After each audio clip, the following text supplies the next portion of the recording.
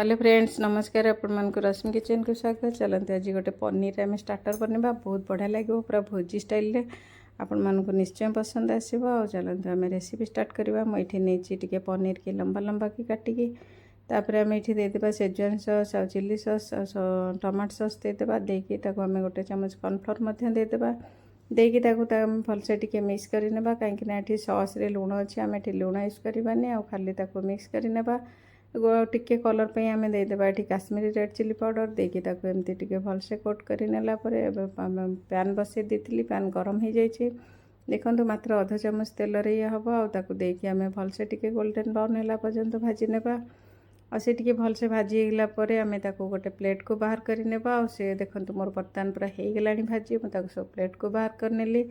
तापर चलतु से अध चामच तेल देकी देदेबा काटिक रखिदेबा रसुण आगे अदा ता संगे टे कंचा लंका देदेबा ताको टिके फ्राए होगला आम से देदेबा गोटे पियाज पियाज टिके मोर भाजी होगला मुझे देदेवी कैप्सिकम टिके कैप्सिकम देकी टिके भाजी देला आम एथे टिके भूषण पत्र देदेबा बहुत बढ़िया फ्लेवर आसो। तापर चलतु एम देदेबा सेजवान सॉस टमाटो सॉस आ टिके सोया सॉस देकी आम भलसे टिके मिसई देला आम जो भाजिकी रखते पनीर ताको सब मिसई देबा।